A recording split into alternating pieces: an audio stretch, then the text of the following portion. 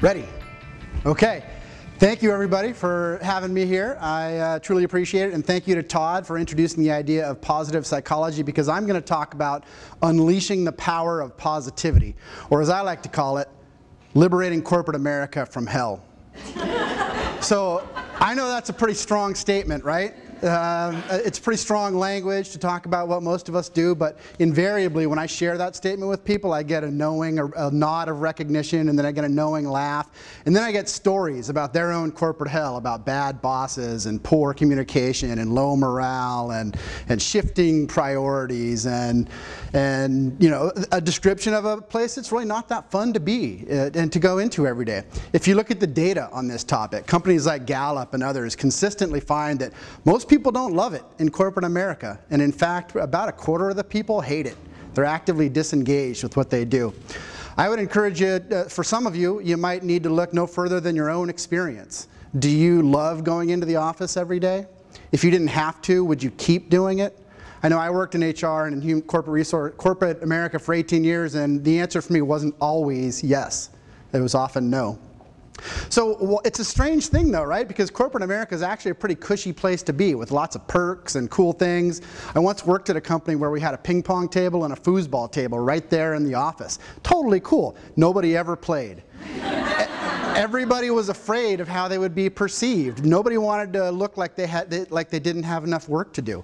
No, what makes corporate America hell is not physical, it's psychological. Okay? It's all in our head. See, the human brain is wired to perceive the world in terms of threats and rewards. And a long time ago, those threats and rewards were all physical.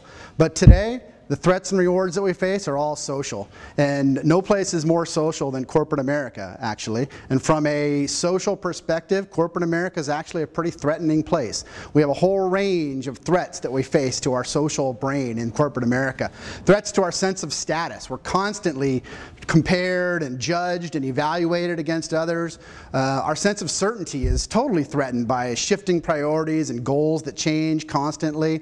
Our sense of autonomy is threatened all the time at work. It's not comfortable for people to be who they are at work. And then fairness. I think most of us could think of a dozen examples where our sense of fairness is threatened at work.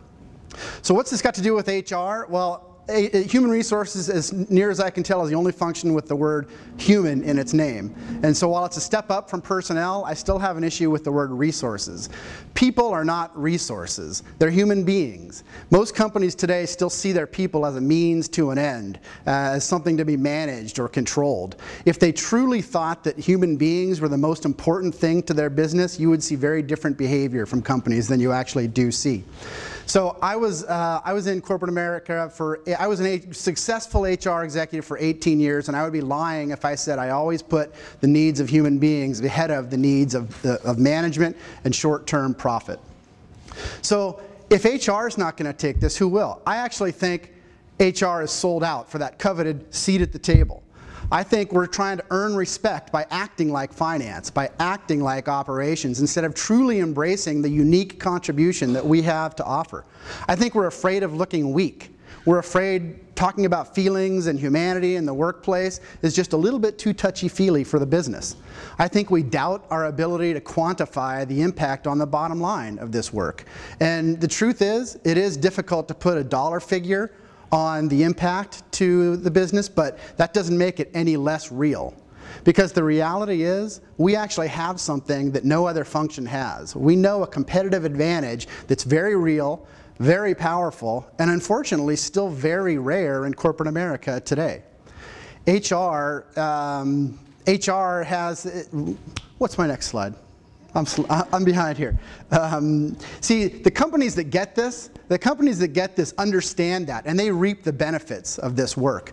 When those companies are benchmarked by outside companies, they know that their secret is not some best practice or some program that can be easily copied by others. They know that this doesn't come from, they know that a positive culture it can transform your business, and it doesn't come from a program or a policy. It comes from who you are and what you stand for. And it starts with figuring out the being side of the equation. If you get that part right, the doing part comes very easily. So here's my challenge to HR. It's time for us to start being more courageous. You have a huge opportunity to transform your business. So HR, take a stand for humanity. Thank you very much.